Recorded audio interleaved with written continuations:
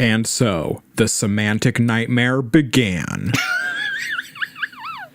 Today on Dumpster Book Club, we're talking about Planet Probability. I'm Sean. And I'm Mimi.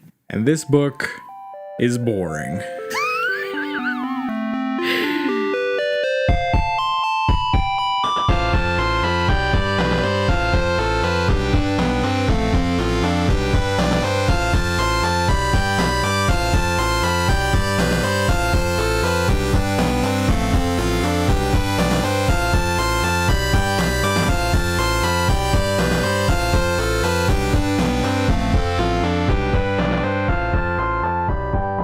So this is the 1-year anniversary of the podcast. We made it. And we're going to talk about that and do a little retrospective, but we'll put that at the end of the episode. So if you want to hear that, just wait till after the music. And if you don't want to hear that, just turn it off with the music or turn it off now. Turn it off whenever you feel like. This is the sequel to the first book we read, Probability Man. And I've been dreading coming back to this series all year. Yeah, we started with the hardest book. We picked up both of these books together at the same time because I was so excited to see a complete series. And it was about probability. And I was expecting a math adventure, and both have really nice covers. This one has a pretty neat color palette of yellow and turquoise and green and red. Just a lot of really rich jewel tones, but then all this contrast, and they still have the robot as a metal robot instead of a furry beast. Yeah, and it has the same kind of weirdness as the first book where it looks nice at a first glance, but then you start to look closer at all the details, and does this make any sense? What's actually going on? Of the robot? Yeah, there's the robot. He doesn't even look like a robot. He looks like a gray alien. Yeah, his limbs are kind of weird now that I'm looking at it. It's almost a skeletal robot. What else is going on the cover? Well, to me, it looks like they've combined the scenes where they're tied up and held by Sergeant Hawk with the scene where they've discovered Spingarn and Ethel, except Spingarn is tied up. Yeah. This is a scene that's not in the book. But it's close to a couple scenes that are in the book, just in the wrong order. Although, I don't know what's up with this lady's outfit. I don't think that's in the book at all. Yeah, that's not a character from this book. That makes the most sense. Maybe that's the alien. If the alien looked like that, Brian and Ball would have mentioned the ripe swelling breasts. But he said that about a different character. Probably the alien would be called the bitch alien also. Oh, no. Okay. I forgot to check if our boy had read this book. Oh, me too. Our beautiful boy. But I'll bet they have. A quick refresher on Brian and Ball. He's some kind of professor. I don't know what he taught, but I'm willing to go out on a limb and say that it was not probability. Hopefully not literature either. As far as we know, he's still alive. 86-year-old man. Not much else to say about him. Now that we've read Time Stop, do you think that might have been the inspiration for his Time series? Time Piece, Time Pivot, and Time Pit? I don't think anyone has been influenced by Time Stop. I do not think it has influenced. Maybe it influenced someone to drink. Do you want to give a quick summary of Probability Man? An impossible task. We spent so long trying to decipher what happened in that book. But luckily, you don't really need to know anything to read this book, except maybe a familiarity with the characters. Even that might hinder you from reading this book. That's true. Maybe just the universe. Both these books take place in a universe where work and scarcity don't exist. All the problems of humanity have been solved, and now everyone is bored out of their minds. So bored, they just all wish they were dead. A huge number of them wish to die. So they've invented the ultimate form of entertainment, which is basically just VR. Well, we never figured it out while we read the book, and we didn't figure it out in this one either. No, lots of contradictory information. Anyway, the form of entertainment is the frames, which is you get given a new personality and you live out an exciting experience. It could be a recreation of a war. It could be you're the king or something. It seems like most of them are historical recreations. Yes, which might just be because Brian N. Ball seems to be really into history. But what we couldn't figure out is if these are real or not. Are they really transported to a place and experience a thing? Is it in their heads? Is it computer controlled? Do these physical places actually exist? That remains unanswered. And then the biggest question and most important, both in this book and in Probability Man that isn't answered, if you die in a frame, do you die for real? We don't know. And it's important. Because a big selling point of all the frames is the survivability rate. You want a really low survivability score on your frame because people just want to die. Well, the other reason that was important is that if more people are dying in your frame, it means that there's more spots opening up to bring more people into the frame. Right. That was a big thing in the first book with people switching spots. It didn't really come up in this book at all, which is good because we also could not figure out about Spingarn, who was randomly changing frames and escaped, and he is the probability man. But why is he the probability man? We don't know why Spingarn is the probability man.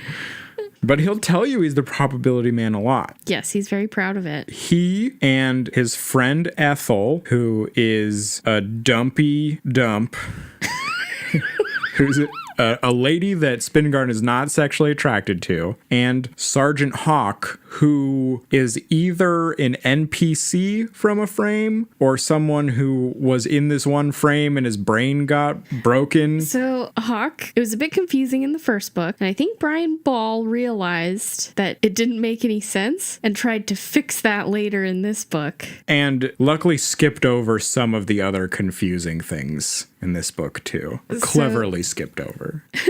So Sergeant Hawk playing a role of a, historical Englishman. A sergeant. But presumably he's a 29th century human playing this role when Spingarn meets him. But then he leaves that frame to go back to his 29th century body, but he still has the brain and memories of the character he was playing. Right. And I think we'll get into the brain and memories later in this one because that part is far more confusing in this book than it was in Probability Man. So this term wasn't used in Probability Man, but in Planet Probability, they've started calling him the Destroyed Psyche. Yes, something happened in the frames where he's broken and he will forever be this army sergeant. In Probability Man, Spingarn, Dumpy Ethel, and Hawk go on a Jules Verne adventure. Yes, all the frames are getting messed up, and they have to go to the planet Talisker, where all the frames are random all the time. And they don't know what their mission is, because no one told them, but then they find out at the end that they did the wrong thing. Right, but at the beginning of this book, it didn't seem like they did such a wrong thing. But anyway, they find out that the frames are getting messed up by this extra dimensional or extra universal being that is using the frames to learn about the universe it's in.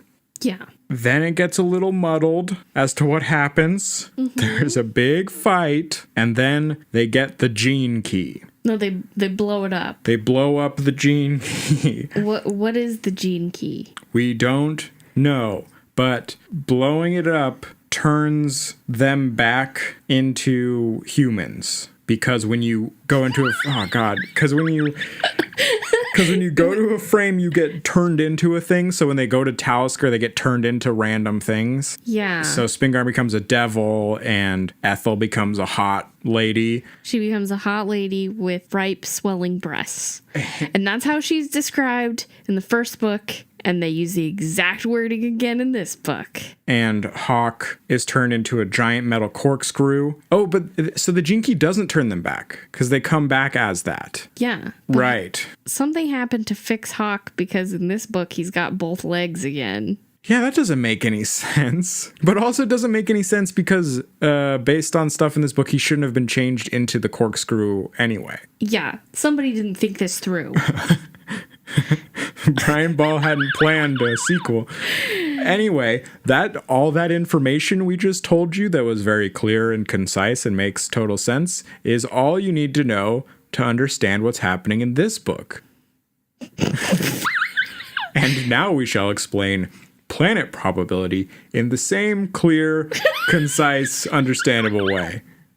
We start off with brand new characters. No, Marvel's returning character. From Probability Man, he was Spingarn's friend, also a plot director who works on designing the frames, coming up with the storylines that people live and die in. But he was a very minor part, mainly for comedic relief. He's a big, fat man, and when you meet him, all he's wearing in Probability Man was a bejeweled codpiece. In this book, I think he's described as wearing basically a steampunk outfit with a top hat. I feel like it was still revealing, though. That's possible. Maybe that was just me projecting. But I feel like it was a revealing steampunk outfit. That would be in character. I think the decision to make Marvel a serious character where you get to be in his thoughts was a really bad idea. It's a little confusing because he suddenly hates Spingarn, which he didn't seem to. He was friendly enough in the first book. What else about him? He's a piece of shit. He's garbage. Which is normal for Brian and Ball because Spingarn is a piece of shit. I don't mean badly designed character, just generally loathsome. a bad example of humanity. Yeah. And Marvel manages to be even more deplorable of a human than Spingarn. He's a sniveling coward, but also incredibly arrogant and puts everyone down and believes he's better than everyone else, but at the same time is incapable of doing anything for himself. Yeah. So make him the main character. And, Well, to me, it seemed like Liz was the main character. At least if Brian Ann Ball could get over himself, she would have been the main character. yeah. Because she's a normal person for most of the book. She's, Well, okay. she's a normal person For 2/3 of the for book. 2/3 of the book. She's like, also a plot director, but is she kind of assisting Marvel? She's learning. I feel like she's an apprentice. Yeah. Trying to learn how to become a better plot director. And, she has motivations, curiosity. Someone you could identify with in a difficult situation. She makes an effort to move the plot forward. Yeah, that's the godsend of this character, Liz, is that she will stop something and decide, okay, let's do it, or let's do the thing, which was the biggest problem with Probability Man, is they just talk and talk and talk or repeat themselves and go over the same information over and over again. Ask the same rhetorical questions. Yeah, and Liz is always just, come on, let's do it, let's go. Yep. So then Liz and Marvel have to go to Talisker. Because the frames are still messed up, maybe, but we're not really given a very clear reason. No one's heard from Spingarn and crew, or maybe they have. He's gone missing. I don't know why you would want to mirror Probability Man where they get sent on a mission without knowing any information about it. Again, that wasn't a great part of the book. Yeah, this whole book felt like Brian N. Ball trying to write the same book again, but a little bit better. At first, it was a bit better. Yes, we didn't spend half the book dealing with amnesia. And I think he explained the system of the frames a bit faster and then didn't really talk about some of the stuff that didn't make any sense, like timeouts. Yeah, we got into the plot happening a lot faster. But what was the plot? Well, they go to Talisker. Right. They meet Horace, who was the robot from the first book. And Horace has amnesia. He can't remember any of the fun adventures he had with Spingarn and Sergeant Hawk in Probability Man. That's right. I think I remember thinking that Brian and Ball's writing style... Does he have a style? Well, his style was perfect for a character with amnesia. It was just like stream of consciousness, inner monologue, asking yourself questions. Every other sentence has an exclamation point or a question mark. And so it fit the beginning of Probability Man, as horrible as it was, but it didn't make as much sense for characters who don't have amnesia.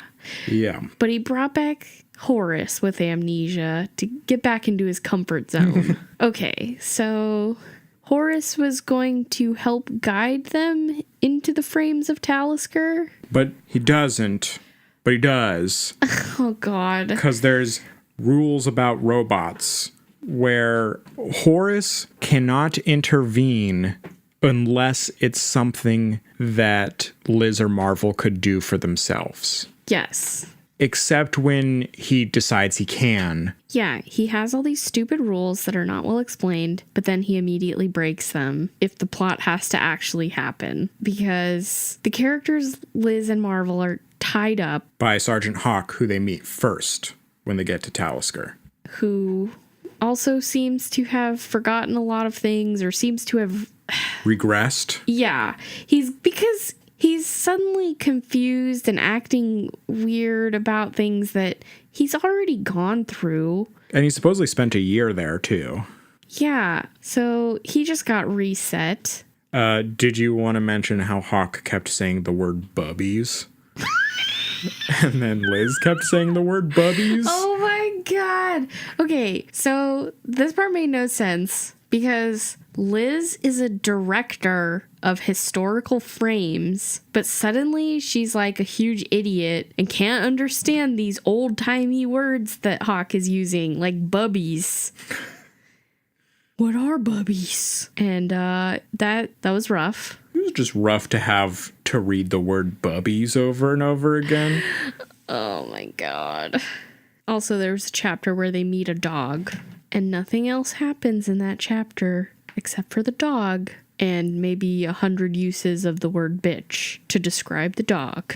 I think this book is the most times I've seen the word bitch written down in one place. Yes. And I've been on the internet. Also, this book should get an award for how many times it uses the word anus. Yep. This book has the bitch anus award. Oh my God. So Hawk, he's tied them up. They're trying to convince him that they're friends of Spingarn's, but and then Horace just stands around and reminds them that he's not allowed to untie them, and they spend several chapters tied up on the ground, unable to move. And those chapters were pretty painful to read. But eventually they get thrown into possibility space. What is possibility space? I have no idea. But what I can tell you, in possibility space, you get turned into an animal of some kind. A strange prehistoric world. There's dinosaurs. There's the prehistoric tigers. There's mammoths and stuff. And there's bones everywhere. And eventually they figure out that everyone who's been entering becomes one of these things, and all those bones are from real people that entered, became dinosaurs, and then got eaten. And the reason for this is that the alien is trying to recreate human evolution so that he can understand things. But somehow he got stuff mixed up. He's putting mammals with early dinosaurs, and that's not accurate. But it doesn't matter. No. Brian Ball just wanted to... Thanks, Rico.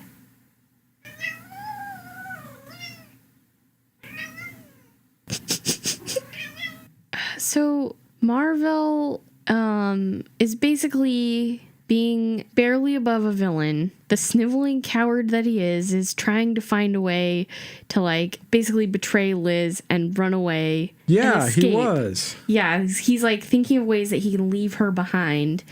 And he runs into a saber-toothed tiger. But at this point, Liz has already figured out what's going on for no reason.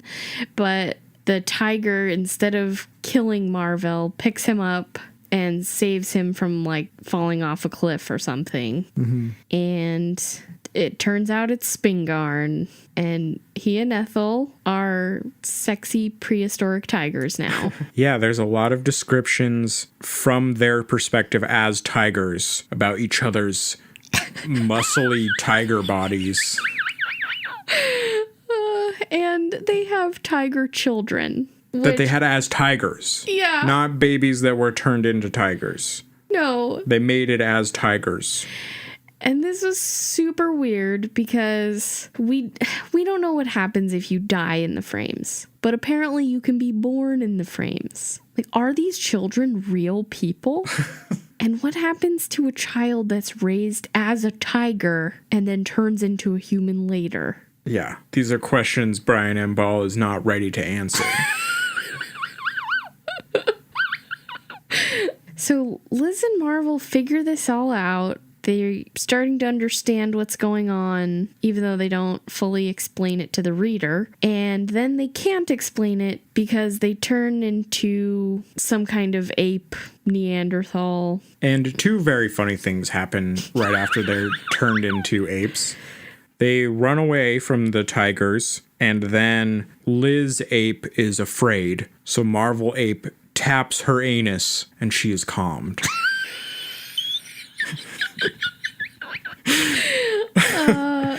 I don't think there's any funnier comment we can make other than just saying that. I think we both read this part and laughed aloud, alone, uncontrollably. And then the mating was protracted and violent. Oh my god. What a nightmare. The rest of the book is a nightmare. Because from here it splits into two plots. One of Spingarn and Ethel, who Horace helps turn back into humans. And one of Liz and Marvel as apes, living, mating, eating in this horrible world. Killing a lot of things. Eating a lot of humans that are transformed into other animals.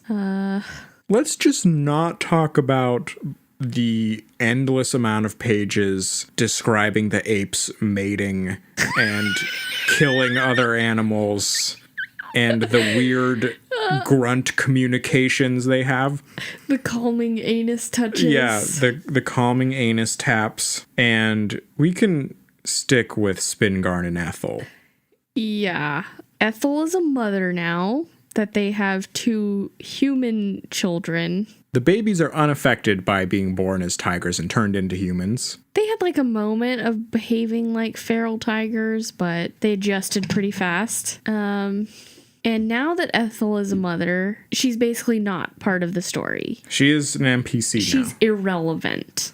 And Spingarn does take a moment to comment negatively on Ethel for caring too much about their children. I think he describes her as basic, and then he's like actually disgusted about how concerned she is about the children. But she didn't even want to get married in the first book. The first book ended with Spingarn proposing because he wanted to mate and marry, and she said no. And then eventually, he hit her. Yes, the physical assault convinces her. But now that they did mate and marry, Spingarn is like, just looking for a way out. I don't think this was Brian Ball's intention, but I do imagine in this universe where there is no work and everyone spends all their times in the frames, there must be some really huge program taking care of children. Yes. The world as it's presented makes very little sense and seems like very little thought has gone into it. Sure, maybe extrapolating into it is a mistake. So then they just do nothing for 2 weeks while Liz and Marvel are trapped as apes in possibility space. Yeah. And then Spingarn decides to go in to save them. While Spingarn is in there, he brought some neural interface capsule that was gonna turn them back into normal, but he drops it and falls into their ape trap that they set. But none of that matters because Hawk decides that he's going to blow up probability space with a bomb. Just so you know, it doesn't make any more sense to us how Spingarn can go back in there and not turn into an animal again. There's an explanation. Okay, do you want to... No, it didn't make any sense. It's really long and complicated, so I'd be interested if you told me. It has to do with the memory cassette interface being removed. No, that wasn't it. It was something else. So in the first book, there were memory cassettes, which seemed like it was a physical thing you put in someone's brain that would give them all the knowledge they needed for the frame they were going into, and then you could take it out again. In Planet Probability, your brain gets injected with a cell that erases all your previous memories and rewrites them for the frame. Yes. But that can also change your physical form. Yes. Something happens where Spingarn can't be turned into a tiger anymore. Because they removed that thing from his brain. They removed the one cell. I don't know. They also didn't really explain how he got turned back into a human. But it also doesn't make sense to us how Hawk can blow up possibility space and how him blowing it up turns Liz and Marvel back into humans. Or it doesn't even turn Marvel back into a human. It turns Liz back into a human, and then Marvel later turns back into a human. A lot of things just change, and then Spingarn and Liz and Ape Marvel have to communicate with the extra-dimensional being. And Liz figures out that Marvel knew the answer, but he wasn't able to say it. The answer to what? We don't know. But he has the answer. The answer to the end of this book. Yeah, but he wasn't able to finish saying it before he was turned into an ape. So now that she's a human, she has to remember her ape memories so that she can communicate with Marvel in his language. Which doesn't make sense, because the definition of the cell system is that she would not remember any of it. So she holds on to those ape memories, and the apes have a language with 23 words. Brian and Ball had to think of 23 words, and one of them is I'm shaking my head disappointedly at Brian and Ball right now. So she's just speaking ape to this scared ape, and she's able to do it. And the answer is that just guess. Can apes even make an sound? You gotta put your teeth on your lip. I don't know. Anyway, sorry, continue with this plot. So basically the point of the book, the moral of the story is that sometimes you just need to guesstimate, and that's good enough. Sometimes you have to wing it. Because the alien has been trying to recreate all of human evolution, but getting caught up in the details, and he can't figure it out because he's got dinosaurs mixed up with humans. But just guess. And that's a solution. Then we get the epilogue. Do you feel fulfilled?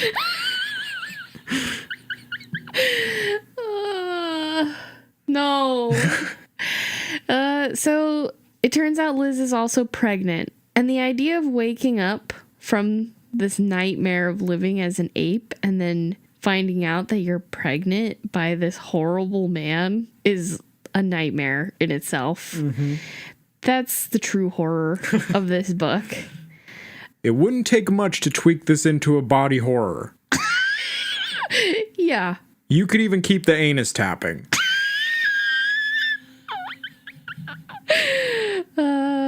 But I guess Liz and Ethel live happily ever after as mothers together, and Marvel and Spingarn go on to do another adventure somewhere else. And that's the end. That's the end of the series. I feel like he was leaving his options open for book 3. Do you think Probability Man really sold well enough?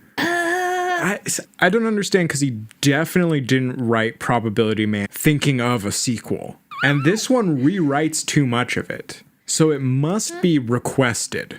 Do you think and so? Brian and Ball's like, oh, I really got it with that first one. I don't think I should do another one, Mr. Publisher. The people are clamoring for more Probability Man. Oh my god. No.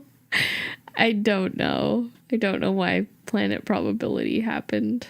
When I started reading this book, I felt a wave of relief because it is so much easier to read than Probability Man. The sentences are real sentences that have beginnings and have subjects and predicates and Fewer interruptions. We don't get clauses inside of clauses inside of clauses. yeah, and the punctuation was fairly normal. Well, closer to normal English punctuation. Except when Spingarn shows up. Yeah, so eventually it devolves back into the same old bullshit. But I was able to read the first half, I'd say, of this book fairly quickly. It turned into the same slog that Probability Man was, where it was just painful getting from sentence to sentence. Yeah. I mean, just that part where our main characters are unable to move for chapters and chapters. Like, and it'd be okay if they were saying something, not just repeating themselves over and over again, or complaining about how it sucks that they can't move because they're tied up. One thing I liked about this book is there's a little bit more world building. You get to see some spaceships. You explore the frame center where they make the frames. They talk about space travel for a bit. Not a lot. But there's some sci-fi stuff in there that makes you feel a little bit like these are events in a bigger galaxy. It's not even like they were good. It was just a reprieve, I guess. do you think he just wanted to write like a time travel story? Like maybe have some characters go to prehistoric times or something? Like, is that what he was going for? Would that have been better if he didn't have the elaborate setup of the Talisker thing and the gene key that he never explained? Like, I think it could be a lot less confusing, but I don't think he just wanted to write a time travel book, because the climax at the end is Marvel telling an alien it has to guess. okay, I can't yeah. imagine him having a vision for this that isn't this. Yeah. And I don't know if a simpler story would have made the writing any less painful to read, so never mind. And I did kind of want to compare Brian and Ball's vision of the future with one from another book we read this year, Tanith Lee's Silver Medal Lover. This is like a heavyweight boxer fighting a cardboard box. It's not really fair.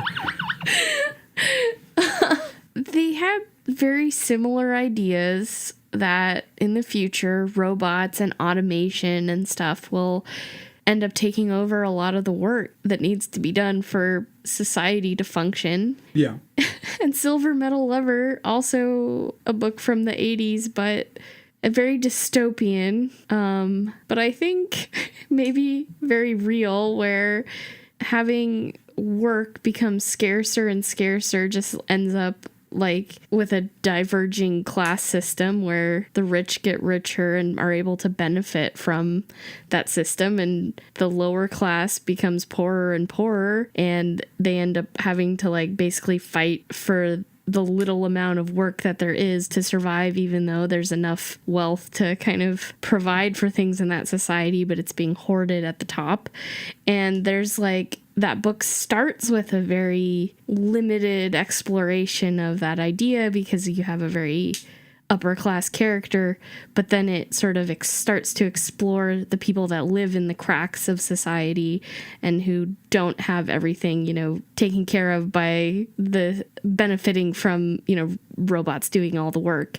But in this, it's so, okay, robots do all the work, so nobody has to do any work. So everybody in the world only does these frames for entertainment. We all just play Halo, but we're always playing that one fucking map. I want to play a different map sometimes. Okay, and then there's also people, the other people who don't do that, just work on the frames. But there's so many things that are not explained by that, like... Well, I think Tanith Lee is obviously more socially conscious than Brian and Ball, but also the Silver Medal Lover is focused on people and relationships. It's about the characters and their struggles. So naturally, the world she builds has other characters struggling, you know, as people, but in the world too. And I think Brian was never thinking about people. He wanted to tell a point A to point B story with adventure and sci-fi stuff. It's obvious based on the characters in this book who are nothing. Yeah. And when they are something, it's miserable. The real elephant in the room of this book is, what does this book have to say about women's place in society? And how does Brian and Ball feel about women's place in society? Yeah. This book was a bit over the top with the constant, totally unnecessary commentary on Liz's body and even Ethel's body when she wasn't in the story from both Marvel and Spingarn. And it was a bit ridiculous at the beginning, and then also Spingarn is introduced where Liz says something and then Marvel looks at her body and that's described for no reason out of nowhere. And Marvel, like, is really obsessed with Ethel being fat and calls her Fat Ethel. Even though in this book she's skinny because she went through the whole gene mutation thing to become hot with ripe swelling breasts. But he's still, like, complaining about, like, her lard body. Why? Even though Marvel is also an obese character himself. Yeah, but instead of realizing that, it just also has descriptions of Liz complaining about his gross body. Yeah, that's true. Just body shaming all around. Liz is often not referred to by name, but just as the woman assistant, or the bitch, or the callous bitch, and other kinds of bitches, but like for no reason. Just that's how Marvel sees her. That's probably how Brian and Ball sees her. I could imagine him thinking that that was a character trait of Marvel, but what is more revealing is how quickly Ethel and Liz both go from adventuring or working to motherhood and no longer being interested in their own lives. Yeah, and now they're no longer relevant to anything, and they just disappear from the story. Rearing the child is the woman's job, and Spingarn and Marvel get to go adventure, and everyone's happy with that. None of this is surprising to us, though. It was there in Probability Man as well. I was gonna say we just got another 200 pages of this garbage to really cement Brian and Ball's feelings on all these topics. Yeah. Okay. Well, who do you think this book is for? And don't say no one. It's so easy.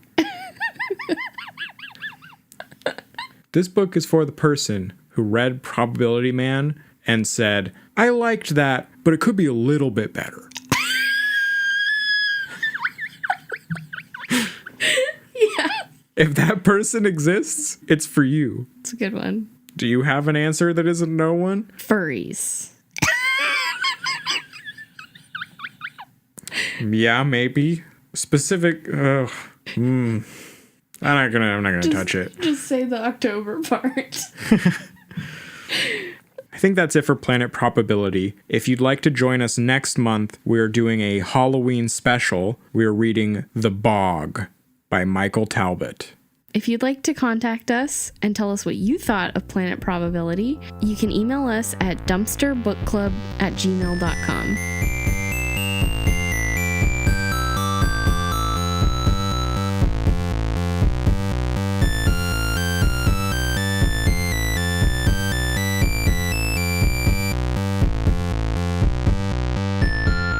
Well, now that we've been doing this podcast for a year, I thought it'd be a good time to just talk about the experience. It's not every day you record 13 episodes of a podcast.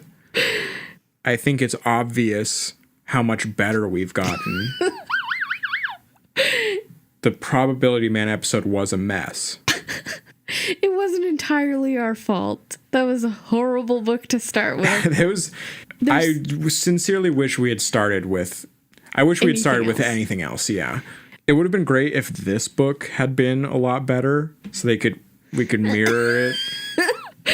It's still the same struggles with Brian and Ball. But it's a really hard book. Probability Man and this one, the structure is all broken up and weird, and it's really hard to read, and the plot is all... For a third of the book, the protagonist becomes an ape and is unable to speak. Yeah. We're much more comfortable in front of the microphones. We've gotten better at talking about these books. I think at first we wanted to talk about them in a more analytical way as you would a normal book, but they're all kind of messed up in some way that makes them difficult to talk about. I don't think any of these books were particularly easy to explain. And I don't feel any episode we really, really nailed explaining the exact experience of reading them. No. And it's hard to show how messed up they are without just reading them. But I think that's also why I like this genre. I've been reading bargain bin sci-fi and fantasy books before we did this. Mm-hmm. And I think that's why I like them, is because they're familiar, because they're all derivative and what's the word? I don't know. Cliche. Yeah. But there's always something messed up about them or wrong. It makes them stand out in a special way. Each one is a beautiful and unique flower.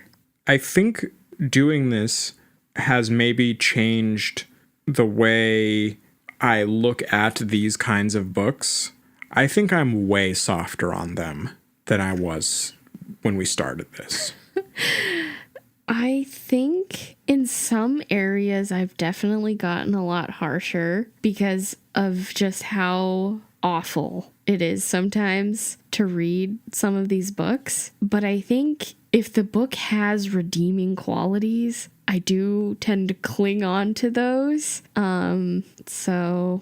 Yeah, and maybe we've gotten a bit better at finding those.